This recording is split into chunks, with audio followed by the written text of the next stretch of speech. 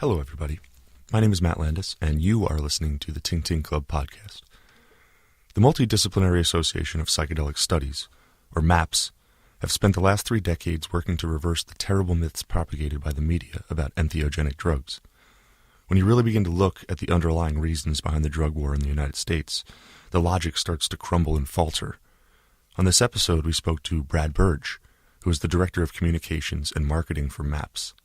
Not only have you heard us mention them before, many times, but we consider them one of the most important and forward-thinking organizations in the world. The work that they are doing with psychedelic medicine is going to help bring our society out of the dark ages of drugs and into the burgeoning renaissance. Brad talked to us about the most recent studies being done and the implications those studies will have on the world as a whole. The tides are shifting. It's time to bring psychedelics into the mainstream and reawaken global interest in research. I also have to tell you about some new business with the Tink Club. We are, for the most part, not very big on advertising here. We honestly believe that all education and information should be free, especially the kind of information we want to provide our wonderful listeners with. While we are always open to accepting donations, we have come up with another plan to spread the word as much as we can. Each episode will be sponsored by a different person, group, or social media account. This episode is sponsored by the Instagram account _WakeUpAmerica. That's _WakeUpAmerica. Do yourself a huge favor if you are on Instagram and follow this account immediately. On social media, it is easy to get lost in the throes of celebrities and funny cat pictures. _WakeUpAmerica is doing a great service to humanity by interrupting the status quo and shining a bright light on the hypocrisy of modern society. By subscribing to Wake Up America, you will be supporting the Tink Club and helping change the world one Instagram post at a time. Now, back to the show. Ladies and gentlemen, Brad Burge.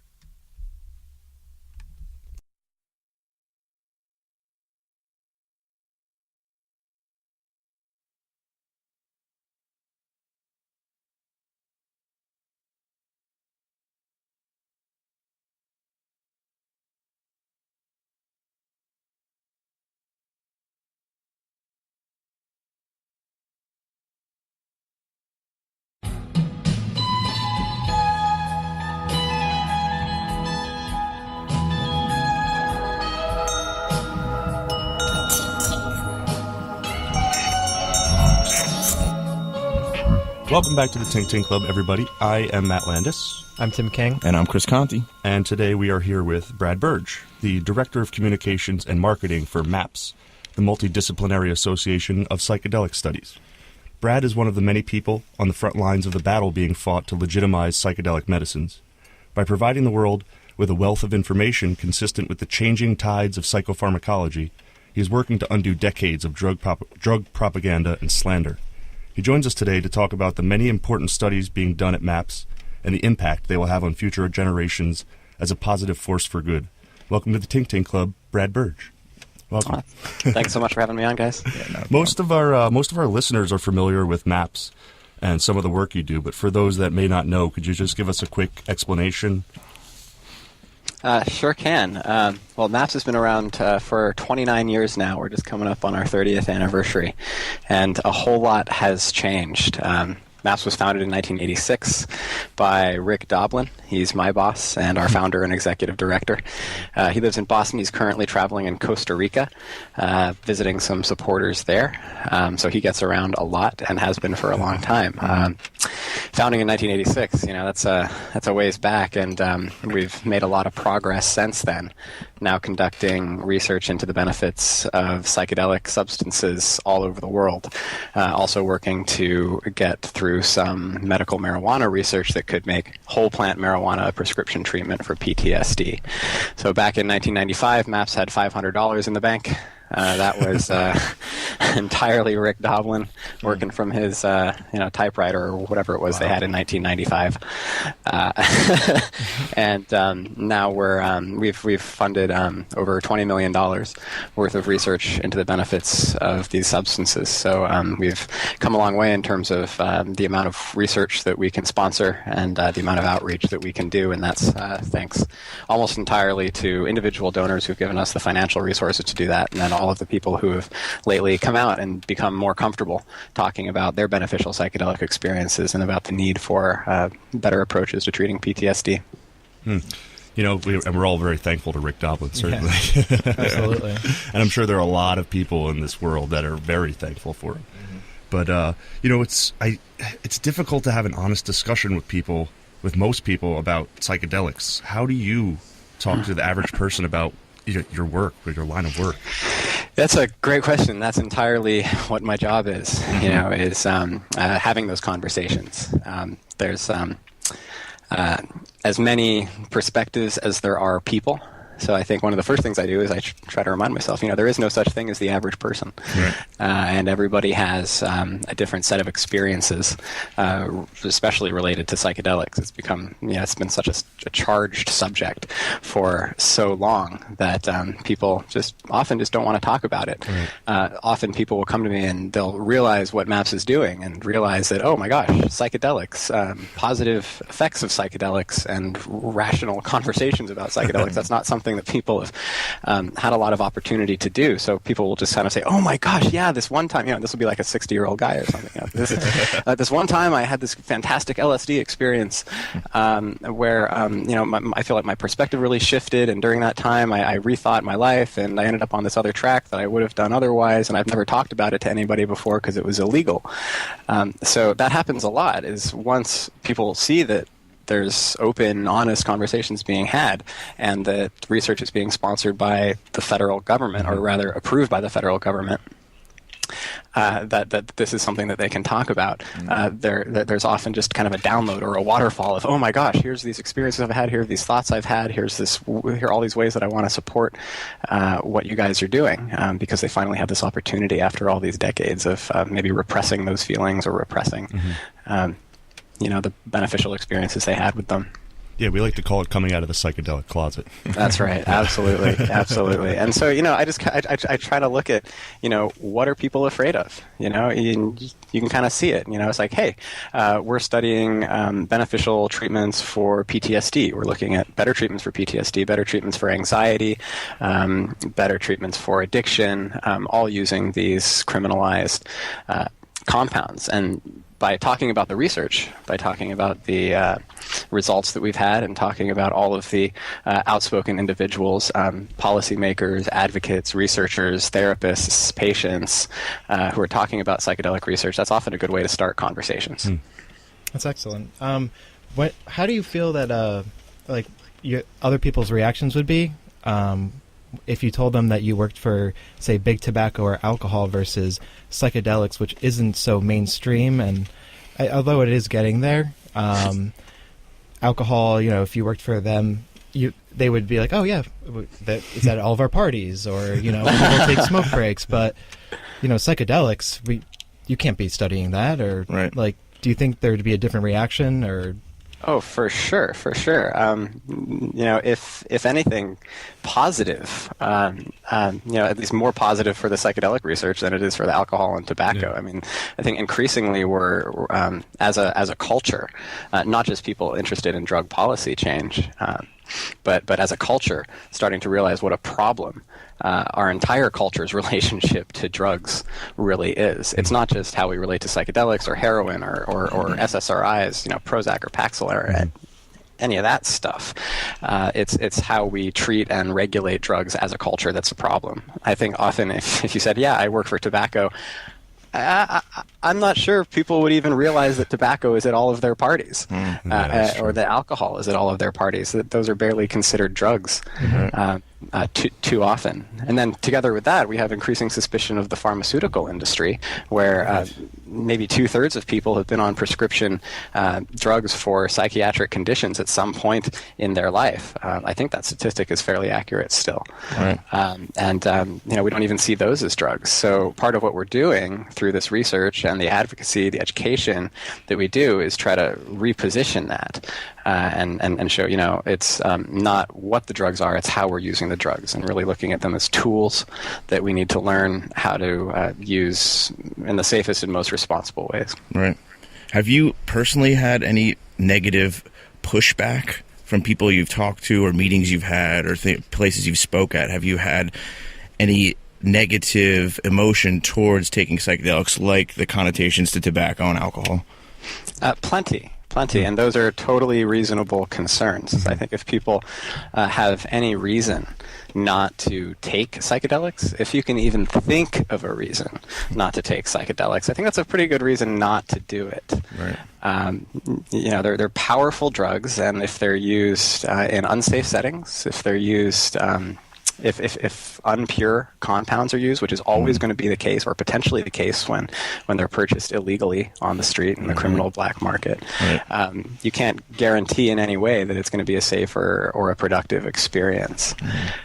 So there's definitely pushback. There's definitely some, a lot of people who think that, just without looking into it anymore, that by promoting research into the risks and benefits of psychedelics, we're promoting the use of psychedelics and encouraging everybody to use them for anything they want. But really what we want to see contexts where people can use them safely, where there's pure compounds, where it's legal to do so, and that people have the education that they need to use them safely and beneficially, and also the support that they need to recover, to integrate the experience, and also to prepare for the experience. Yeah, education is definitely the most important, I think. Yeah, absolutely. And for people who are pushing, who kind of push back and say, this isn't really for me, or I think there's better approaches, they're absolutely right. We definitely don't want to supplant existing treatments that work for people. Simply that for a certain portion of people, for example, with chronic treatment-resistant PTSD, for which other things don't work, psychedelics can be very beneficial. Yeah, it's the same way for pills or anything else. If those pills don't work, pills aren't for everyone. They may not solve all your problems, so you don't keep taking them if they're not working.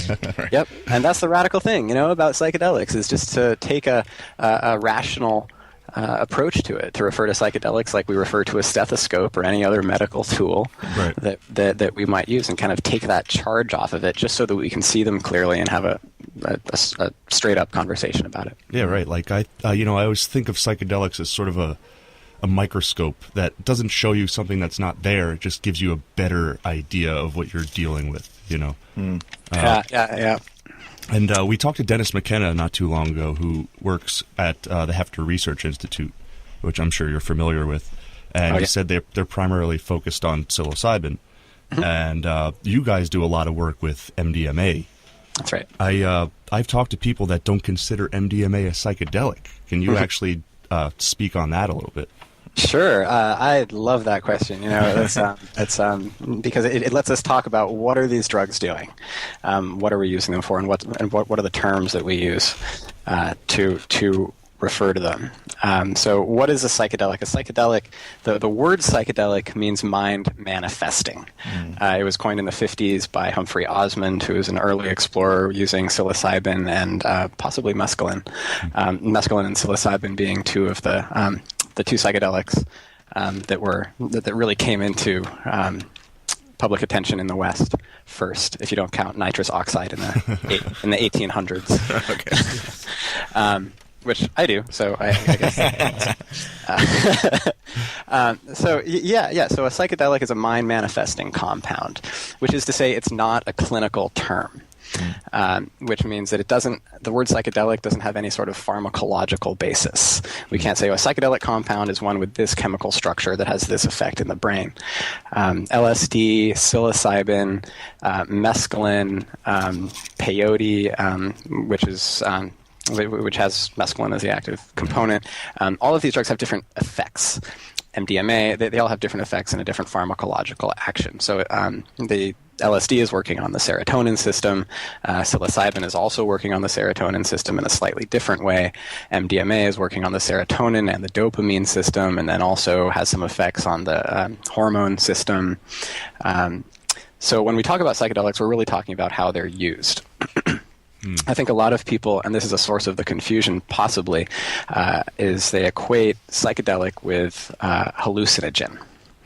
A hallucinogen is different than psychedelic in the sense that a hallucinogen is causing hallucinations, so producing verbal or auditory or gustatory, tactile hallucinations based on the experience that people are having. MDMA doesn't do that. LSD does that extremely. Psilocybin does that. Other compounds do that. MDMA does not do that. That's probably why people say it's not really properly a psychedelic. Also, MDMA doesn't tend to cause out-of-body experiences. Doesn't tend to cause these feelings of personal connection to the unity of the universe, although it can, depending on the situation. But is different in that sense. People still, under the influence of MDMA, tend to feel very much themselves. They often describe it as more so. They feel more themselves. So it's not so much the hallucinogenic properties in our view, in MAPS' view, in my view, that make something a psychedelic, but rather how it's being used. So when a substance is being used in therapy, we call it mind manifesting in the sense that it opens up access to parts of the mind that had previously not been accessible, either because they've been repressed or people were just unaware of them, or they have all these other layers of ideas over them that prevent people from seeing, this is why I feel this way, or this is why I have these perceptions, or this is why my relationships are a certain way. Right. And in the context of therapy, LSD, just like MDMA, can produce these intense feelings of opening up. And that can be very challenging. It's not always easy. In fact, it's often very difficult. And that's why we have a therapist team that's there to help people through the experience. Basically just why we're so careful with it. So psychedelic is, in that sense, that's why I say it's not a clinical term. Right. It's how we're using it. Lots of things can be psychedelic. An intense backpacking trip can be psychedelic in the sense, oh my gosh, wow, I realize I'm not the person I thought I was, and that can be a psychedelic experience. So that's basically how we see it. Can you describe what an MDMA therapy session actually looks like? Yeah, well, it's not a party. Definitely not. Often the people who come into the studies have never used psychedelics before and are understandably a little trepidatious when they start. They think, oh my gosh, this is going to be really scary. But the way it works is there's actually a lot of preparation. People don't just go into the study and receive the drug and have this intense experience and come out feeling healed. Rather, once they're enrolled in the study, there's several sessions that are just standard psychotherapy. So people come in and they meet the therapists. There's a male-female co-therapist team. And they meet the therapist and they talk about their issues, and they have several sessions like this. Then once they've established sort of what their issues are, their background, they've become a little more comfortable with the therapist and vice versa, then they have their active experimental session, which is where they receive some dose of MDMA. I say some dose because we're conducting double-blind, placebo-controlled studies, so not everybody gets the same dose. Okay. Some people get what's called an active placebo, which is a much, much lower dose of MDMA that's just enough to produce some minor effects. So people think they might have gotten the full dose, therapists think they might have gotten the full dose, and that's to kind of eliminate researcher bias, and it's pretty standard in pharmaceutical trials. So after that experimental session, which lasts about 8 hours, during which they talk about the issues, and if the issues don't come up, the therapists agree to bring them up at some point, but they always come up. Of course. Yeah. So after that session, they then have a couple of other integrative sessions where it's just a standard psychotherapy session. They come in for a few hours and talk about what happened, and then that's followed a couple weeks later by a second MDMA therapy session. Wow.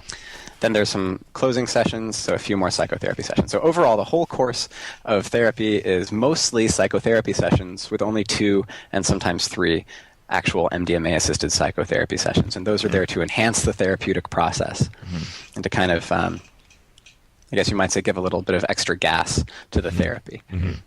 That's not a pharmacological. That's not. Yeah, it doesn't sound like a party, but it sounds great. But with that mindset of, psychedelics being, people taking it and having parties and things like that, and for other people who may not be so turned on to them, how do you change people's mental images of psychedelics when you talk to them at first? Like, well, don't they just all just put on tie-dye and play in the mud? Like, you know. At least in the MAPS office, we have a fairly strict no tie-dye policy. Guess I'm not getting a job there. I'm a huge fan of psychedelic formal, and that's able to put on a suit and tie and represent psychedelic research in a really mature way, while still recognizing that psychedelics are interesting compounds that facilitate really interesting, new, exciting perspectives. So a little touch of flair is always nice. Yeah. As far as breaking down those boundaries, one I mentioned, pointing to the research, that's really key. So when we say that there's FDA-approved double-blind clinical research happening, and that MDMA-assisted psychotherapy, if MAPS studies continue to go well and we continue to get the funding we need, could be a legal prescription treatment as soon as 2021, in just 6 years, people start saying, oh, hey, this is really a real thing.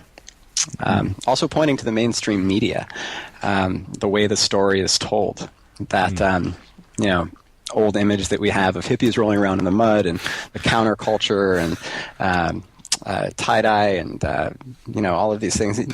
This is what you could, I guess, think of as a cultural matrix, where there's all of these related images that we think of when we think of psychedelics, and some of what the new the new swell in media attention has done is to kind of reshift that story. So we're not telling a story of criminalized substances that were the core of the counterculture and are now being used in therapy. That's not really the story that we're telling. Rather, we're explaining that these are substances that have been used throughout human history for various beneficial purposes. And throughout human history, until very recently, there have been cultural contexts where psychedelics could be used safely, and whether that's a shamanic context or a healing context, or a clinical context or a research context, those are all contexts where we have people who have knowledge about how to best use these substances and are administering them in safe ways. And so really we're returning psychedelics back to beneficial uses, returning them back to a place in the mainstream culture rather than trying to bring in countercultural substances that have never been part of the culture before. And so I think pointing to the headlines, the New York Times, CNN, Playboy, NBC, ABC, Rolling Stone, Fox News, all of these outlets are starting to really look at the research and say, look, the studies are coming out, we're getting great results, and this is a really exciting time. So I think the media attention helps shift that conversation. You can take a New York Times and put it on your grandma's table. My own grandma, she cuts out little pieces of news articles about psychedelics and says, "Hey, look, isn't this what you're doing?" Awesome. It's like, yeah, that is and awesome. that's Great, grandma. And that's really easy for people. Yeah, grandma. Yeah, exactly. But going off what you're saying, I think people really like facts, and I like being able to point to something and say, look at these results. Can you talk about the MAPS clinical studies or their trials and what the results were and what were the substantial ones that really stick out to the organization? Sure. So have you had any study subjects on We had Nicholas Blackston on. That's what I thought. Yeah, So Nicholas, he's a Marine veteran who participated in our study.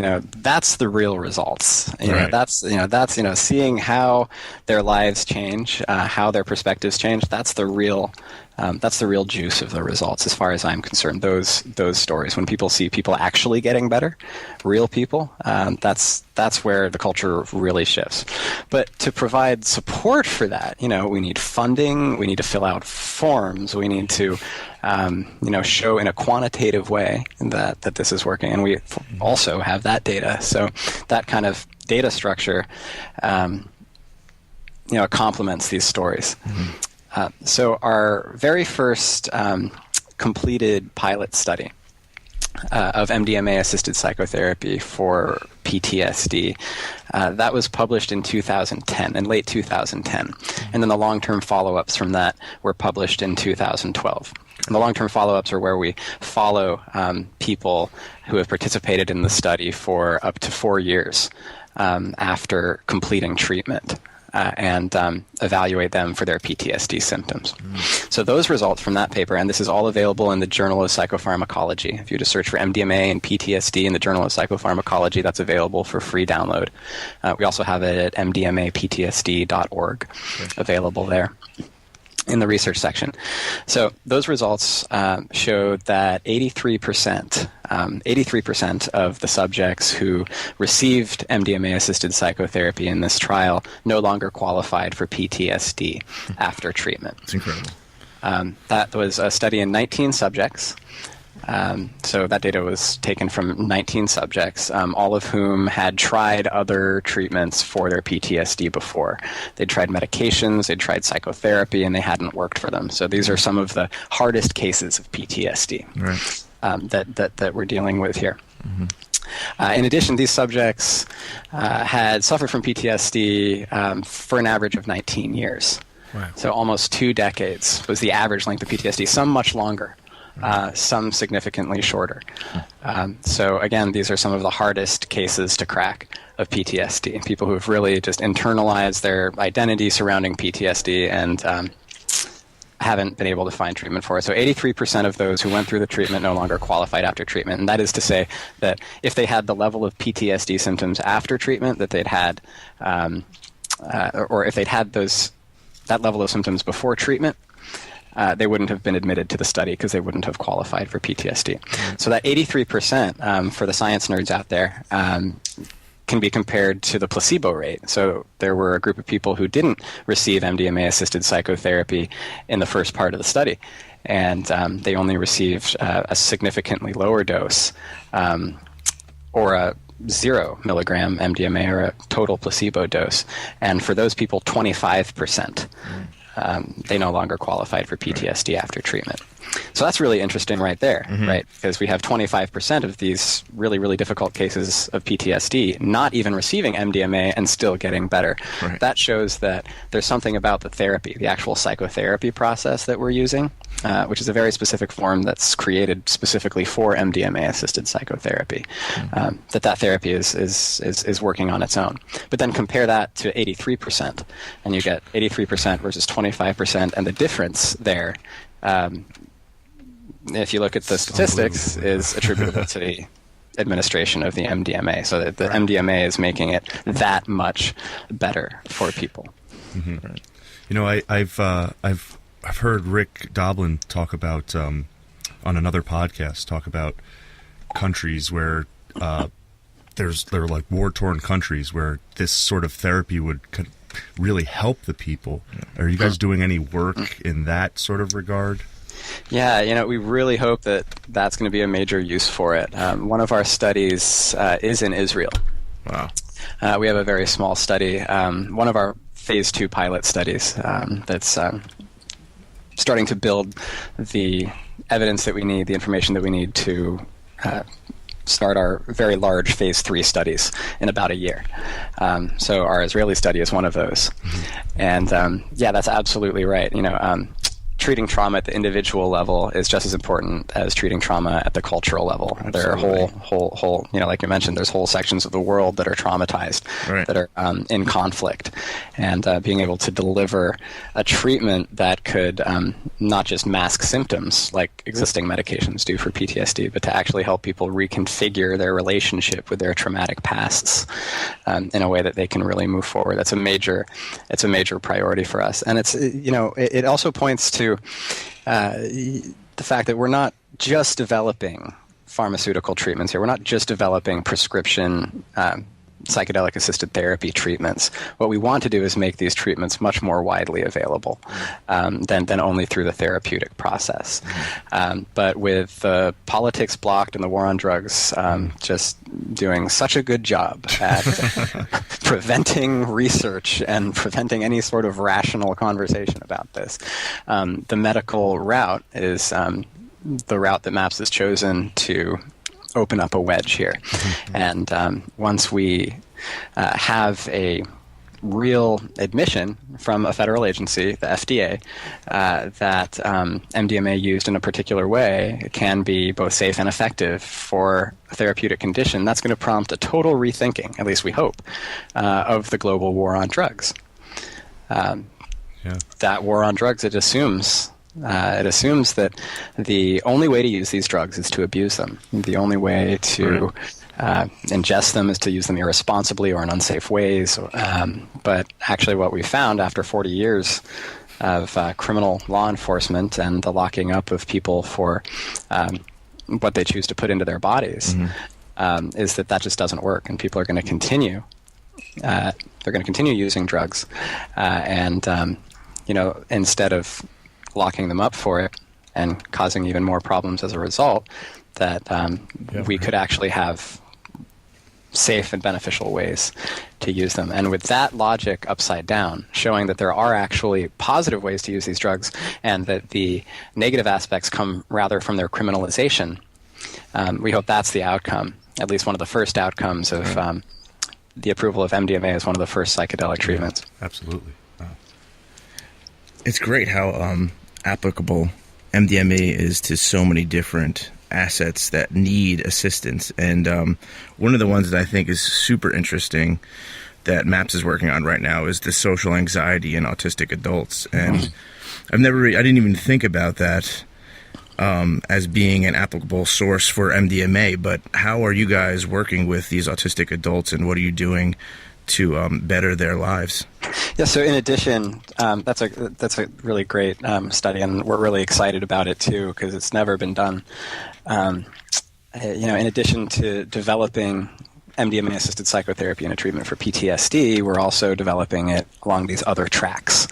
So if MDMA-assisted psychotherapy for PTSD is approved in 2021, then we'll also next want to develop additional ways to use it, additional ways that are also promising. And anxiety in general is a great approach based on previous case reports and the experience that people had before MDMA was criminalized using it in therapy. So the study that we have now that you mentioned is MDMA-assisted therapy for social anxiety in autistic adults. It's not psychotherapy, so it's different from the other treatment for PTSD. Psychotherapy is a talk therapy. It's based in psychoanalysis where people talk about their issues and kind of bring them to a place where they can consciously process them. The MDMA-assisted therapy that we're developing in the social anxiety and autism study is a more active therapy. So there's sort of techniques for the subjects and the therapists go through a set of practices for like practicing engaging with each other, or practicing conversation or eye contact. And things like that, just sort of basics of conversation and interaction. The only difference with standard sort of interpersonal therapy is that it's assisted with MDMA. So the reason we got that study off the ground is because one of the two principal investigators there, her name is Alicia Danforth. The other investigator is psychiatrist Dr. Charlie Grobe at the Harbor UCLA Medical Center. Alicia Danforth was working on her PhD dissertation, and in the process came across all of these case accounts, hundreds of case accounts of autistic people, adults, and people on the sort of broadly on the autism spectrum, including people with Asperger's, that had found either MDMA or ecstasy, which, fair enough, often doesn't contain MDMA, but it's rather represented as containing MDMA, on their own. And had positive experiences in some way, had somehow influenced their sense of confidence, their sense of compassion, their ability to engage with others.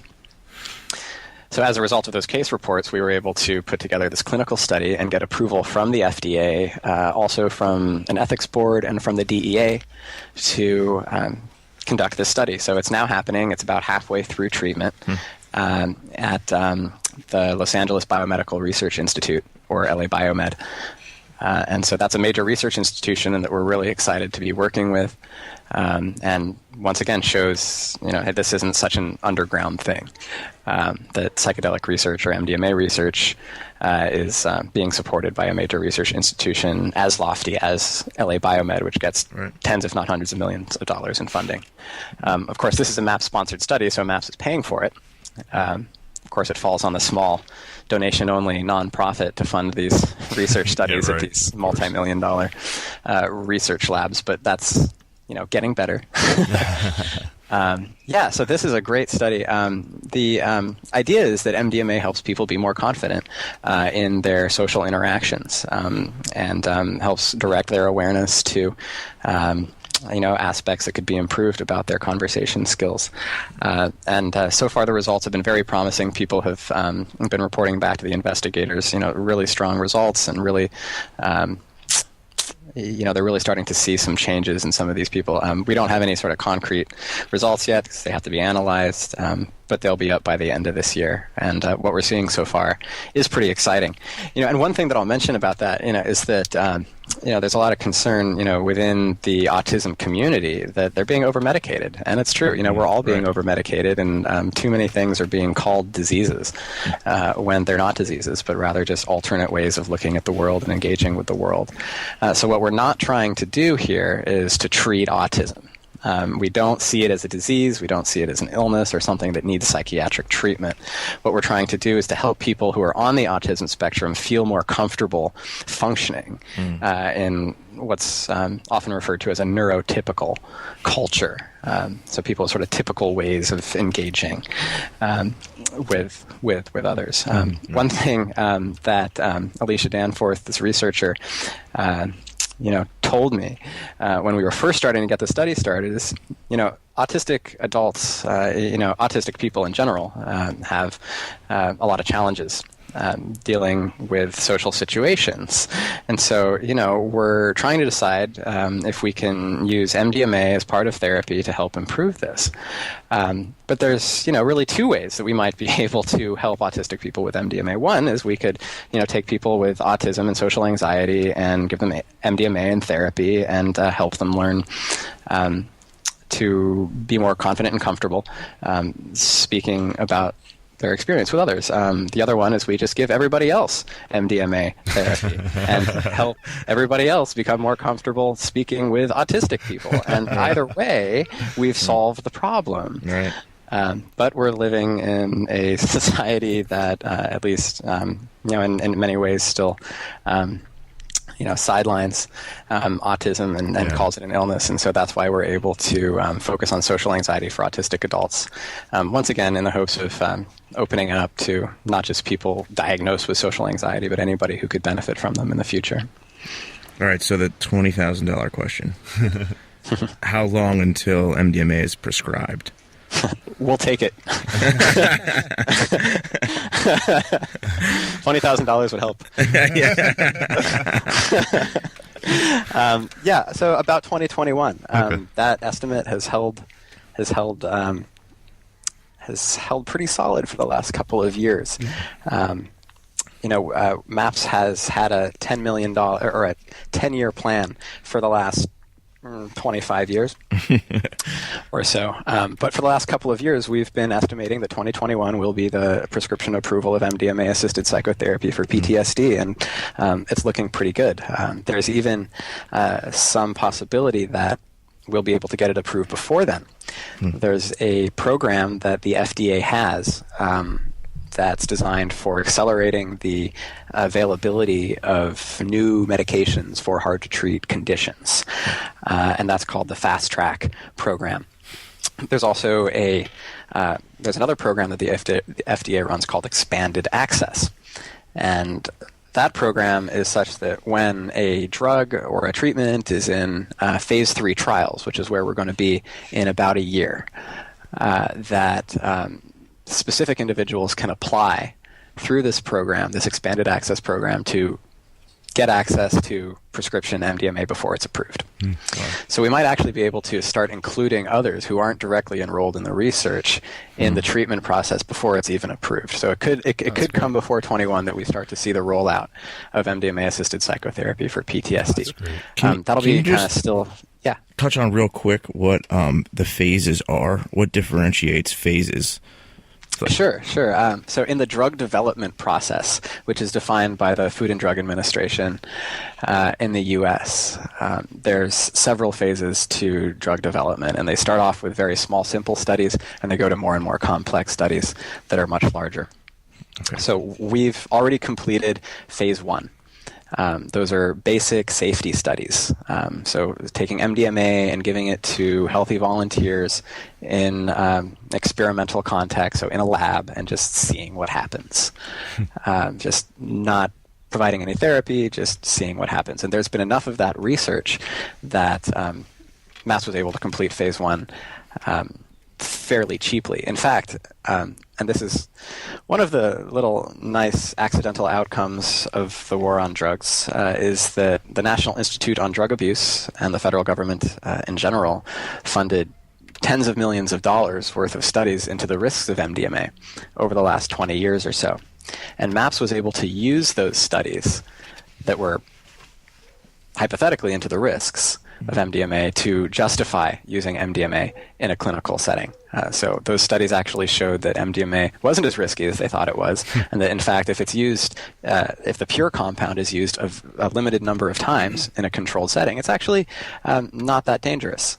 There's some, mild reductions in serotonin activity for a couple of weeks up to a month after MDMA, and that's why we give it some time in between the MDMA sessions in the studies. But after a couple of weeks, those levels return to normal. So used a limited number of times with a pure compound in a controlled setting, MDMA is really not that dangerous. So we were able to use that research to justify going to phase 2, which is studies of anywhere between really 4 and 24 subjects, looking at this specific treatment. So administering MDMA-assisted psychotherapy and seeing if it helps people reduce their PTSD symptoms. And so that's a big chunk of research that has to be done. By the end of our phase 2, we will have completed 6 phase 2 studies. We have 4 ongoing now, and then 2 have already been completed, 1 in Switzerland and 1 in the U.S. Our studies now are in South Carolina, they're in Colorado, and Canada, and like I mentioned before, in Israel. Right. So phase 3 is the next step.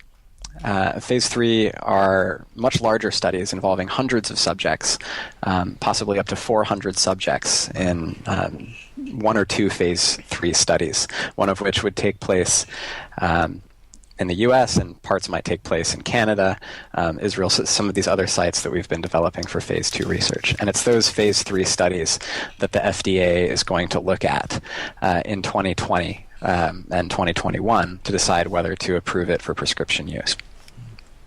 Oh, that's fantastic. So those phase 3 studies, they're actually, the reason I jumped at the 20,000 is because they're going to cost us $10 to $15 million. Wow. So we have to raise that in order to complete these studies.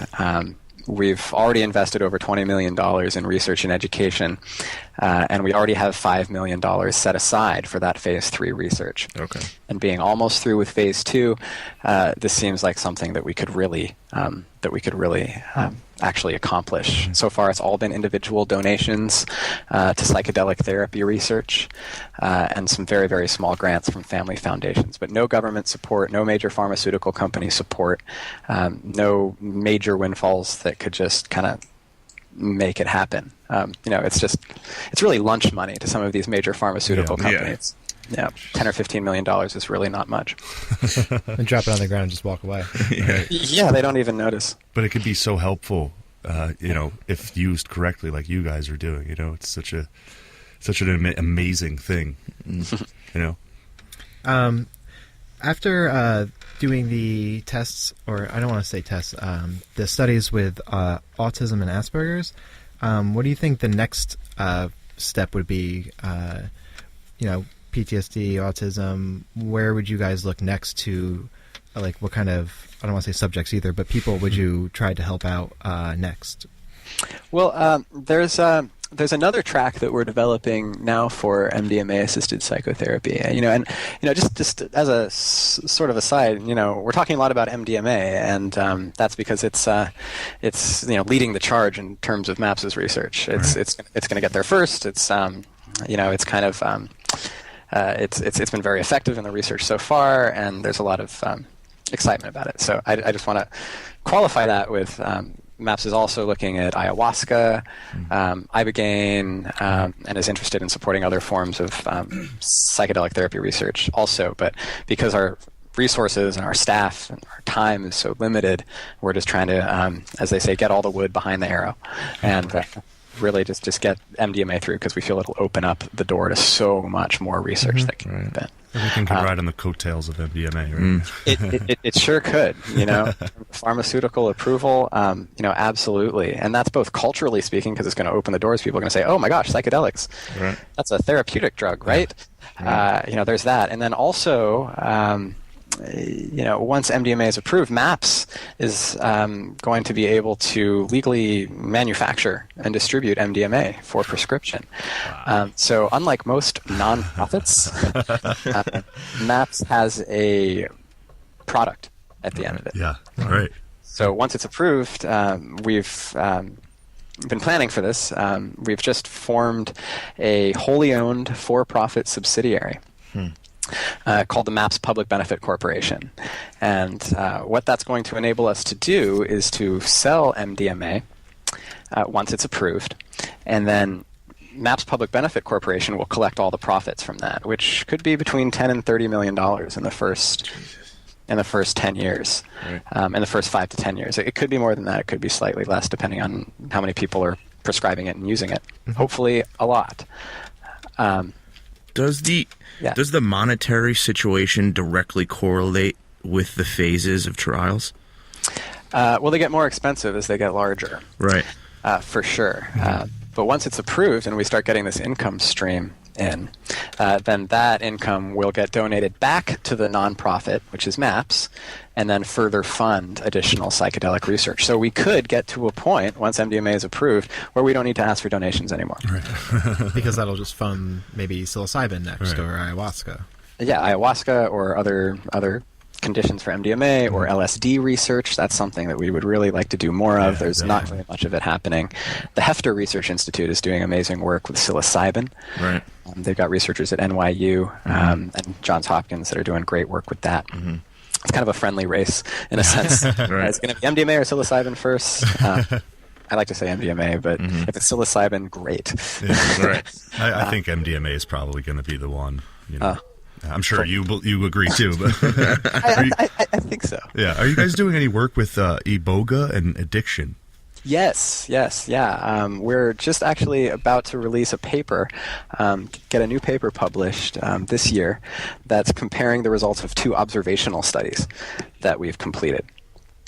I do want to go back to this question of what else we're developing for MDMA real quick. Sure. Which because I'm particularly excited about it, because it's a study that's happening really close to my hometown here in the San Francisco Bay Area. There's a study in Marin that is just getting off the ground. It hasn't enrolled any subjects yet, but it has full approval from the FDA and the DEA and an ethics board. And that's a study of MDMA-assisted psychotherapy for anxiety in people with life-threatening illness. Right. So people who have cancer or leukemia or other diagnosed illnesses and as a result have anxiety. This is exciting also because, whereas we might not all get PTSD at some point in our lives, certainly we'll all have traumatic experiences, but we all get PTSD. We do all have to face our fear of death. And that's something that I think everybody can understand and get behind. So that's what we're looking at, is MDMA-assisted psychotherapy for essentially what is fear of death. What do you think? Why did MDMA get funded by the FDA and DEA first before psilocybin? Because I know there's a lot of research in the same field with psilocybin. Yeah, that's just a historical. It's a historical question. The FDA isn't actually funding, just to be clear. MAPS is funding. Right. FDA is approving. Approving. Yep. And MAPS was founded in 1986. The Hefter Research Institute was founded in 1992 or 1995. So there's that difference. Yeah. That could be it. MAPS has also done some psilocybin research, but has chosen to focus on the MDMA research because that seems to be our strength at the moment. Right. Yeah. Well, and of course there are different drugs as well. MDMA is being looked at for PTSD, and it seems to be particularly suited for PTSD. Yeah. Whereas psilocybin, it's a little bit less clear what that's going to be used for, what it's going to be approved for. There's anxiety studies. There's also nicotine addiction studies that they're looking at psilocybin for. But MDMA and PTSD seem kind of uniquely suited for each other, and PTSD is such a unfortunately hot topic right now. We have a veteran committing suicide in the parking lot of the Veterans Administration just this week, highlighting what a problem this is. Right. So there's a lot of attention towards PTSD, and I think a lot of momentum as a result. And I think that if you want to talk to the average person about this stuff, mentioning PTSD and helping people with PTSD is a sort of like leveler. Everybody can understand that you want to help somebody with PTSD. Help our veterans. That's a great way to get into the conversation. But we have a lot of people here that ask us how they get involved in these studies. Can you kind of like just tell people, the listeners, how they might be able to get involved in something like this? Yeah. As far as getting involved in the studies, we're just not there yet. Yeah. We have waiting lists that are just saddeningly long. Yeah. I think we ended up with over 700 people on the waiting list for our study, which is now completing in veterans in South Carolina. 700 people who are just on the list. That's many more are interested, and 500 for our study in Colorado. So not to be too much of a downer, but it's very, very hard to get into these studies right now, and we're really just getting them done as quickly as possible, so that we can open this up on a legal basis to more people. So getting involved in the studies is just not really an effective way to get involved unless you're, extremely lucky or extremely unlucky, as the case may be. Yeah, right. I know. Go ahead. Sorry. Well, just going to say that there's other ways to get involved other than actually participating in the research. Yeah. For example, just learning as much as you can about it, signing up for our newsletter, donate. Everybody listening, donate. And donating. Yes, of course. Donating is great. We understand, not everybody can make a donation. And doing a podcast. Yeah. And doing a podcast. Thank you. Yeah, absolutely. Having these conversations, open fora about this is huge. I know your background is in psychology, right? Yeah, psychology and communication. I did a little bit of both. How did you get involved with MAPS? Oh, that's another way people can get involved. They can volunteer. That's what I did. So I was in graduate school, and I was interested in writing my dissertation on the evolution of the medical uses of psychedelics and marijuana.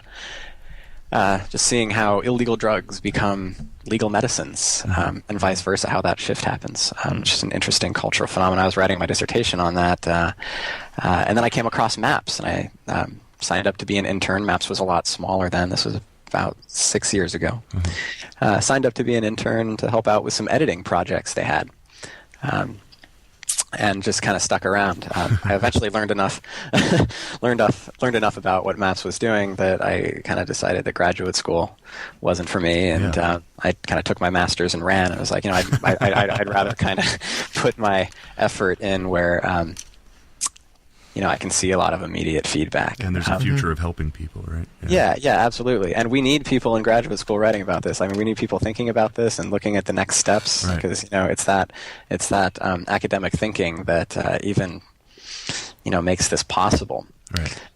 But for me, I just wanted to be an activist. I wanted to communicate about science. I wanted to teach people more than anything. I wanted to teach people about the science and to educate people about the science. And for me, it was less about making mind-expanding experiences available for everybody, less about supporting the recreational use of psychedelics, although that is a totally valid and important piece of work to be doing. For me, it was about turning the existing pharmaceutical establishment on its head, Right. because it's not working for us, and people are over-medicated and suicidal as a result of the medications they're taking. And I'd much rather see a world where we can have treatments that only require a couple of administrations, treatments that are actually treatments, not treatments that just get you addicted to another drug. Right. And that was my real motivation. That's beautiful. The pharmaceutical companies want lifelong customers, and Sure you guys don't. You guys actually want to cure people. No. We want people on the drugs in the right way and then off of them as Right. quickly as possible. Exactly. Exactly. We actually, part of the reason we started this podcast is we were at Horizons last year. Great conference. Yeah, can you excellent. tell us about some other events maybe, so some listeners and maybe in California might be able to go to something that inspired, us like Horizons did. Yeah. So there's, we're all over the map here. Literally, we've had a lot of conversations within MAPS, about, well, who do we reach out to here? Who's our group of supporters? Who are we trying to connect with? Is it graduate students and pharmacologists and doctors and lawyers and policymakers and people on the mainstream side of things? Or is it people who have had beneficial psychedelic experiences? They have a personal connection to them. And are they who we should be reaching out to? And in the past few years, we've kind of decided, let's do both. I think we can do both.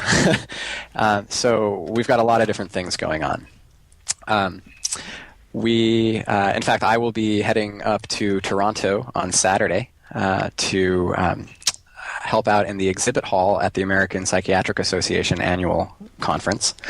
MAPS will have a table there where we'll be sharing information about our research and about psychedelic treatments with all of the psychiatrists and therapists and clinicians, the thousands of them that are there in Toronto for the APA conference.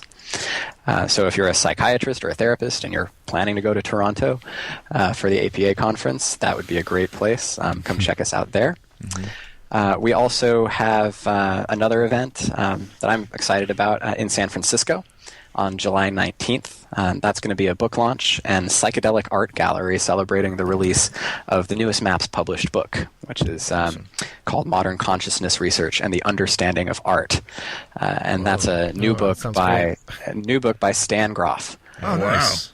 Awesome. Yep. He's the, for those who don't know, I guess you guys know, he's a psychiatrist and helped found the field of transpersonal psychology. And it's his early work using LSD in psychotherapy that provides a lot of the foundation for the therapeutic approach that we're now using. So he's a major giant, major founder. He's also still 6 feet tall and he's 80, so he's literally a giant. And he's just finished this new beautiful book exploring the connections between the work of H.R. Giger, who's the dark, fantastic realist who designed the Alien, the Alien character for the Aliens movies, and has just painted all sorts of amazing stuff. And it turns out that his fantasies, as he called them, were in fact his LSD visions, his experiences that he had under the influence of LSD. And H.R. Giger and Stan Groff and the LSD discoverer Albert Hoffman were all friends and used to hang out in Switzerland. So Stan Groff, along with Rick Doblin, will be in San Francisco talking about this new book at this book launch and art gallery that we're having on July 19th. If anybody's interested, the URL is maps.org/visionarysf. For San Francisco. And then if, going to events and lectures and stuff, that's not your thing, MAPS also has a whole psychedelic harm reduction program. So that's where we provide essentially psychedelic first aid services to people who have either taken too much psychedelics or having a difficult experience at various events and festivals around the world. So that includes Burning Man. We've got a group of volunteers and staff that just came back from providing psychedelic harm reduction services at Africa Burn, which is a Burning Man event in the desert in South Africa. There's various other visionary art and music events that are happening this summer. And MAPS' Zendo project, which is what we call the psychedelic harm reduction that we do, will be at a lot of those events. And if you're interested in seeing where we're doing that, you can check out zendoproject.org. Or you could also send an email to zendo@maps.org, and that will get you on the volunteer list in case you ever want to actually participate in providing these services at some of these events. Cool. That's beautiful. Wow. Well, Brad, we have so many more questions for you. We could talk to you forever. But great. Let's do it again then. Would you be interested in coming back? That would be great. Yeah. How can people contact you if they want to ask you questions? First I recommend checking out maps.org. Yeah. That would be the first place. We've got an FAQ and tons of information there about the entire history of what we've done. If you still have questions, you can email me directly, brad@maps.org. Awesome. Also a great place is our Facebook page. We just have a great growing Facebook community, over 130,000 likes right now, and growing.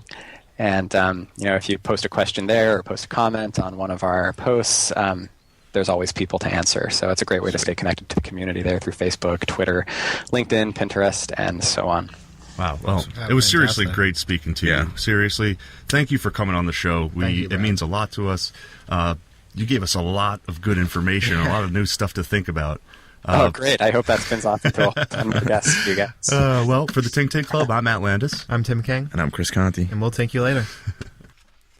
Thanks for listening, everybody. Go to tinktinkclub.com for all your Tink Club needs. That's right. The archive, you can go back, the newest episodes, follow us. We really want people to go on our Facebook and like our Facebook. Yes, please like the Facebook page, follow us on Instagram. Let us know how we are. Yeah. Yes. Don't just like us. You could Dislike send us us. some hate mail if you want. Yeah. Go to maps.org. Most of you already know that. Most importantly. And check out the Zendo project. It's coming up quick. Yeah, Brad mentioned it briefly, but we might be talking to someone else from MAPS about it very soon. Yes. And stay tuned, because we have a lot of really, really, really great guests coming up. Yes. We're super excited about. Super respected people in the psychedelic world, so keep right. your eyes and ears open for the Tink Club. That's Also, right. keep an eye and ear open for us at Mountain Jam this week or year. Yeah, first weekend of June. First weekend in June, we're all going to be at Mountain Jam. We'll have a huge banner up. Yeah, if you find us, we'll give you some cool stuff. We've got some goodies, some Tink Club goodies for you. Not drugs. Everyone. Not drugs. All right. For the Tink Club, I'm Matt Landis. I'm Tim King. And I'm Chris Conti. And we will tink you later. Love each other.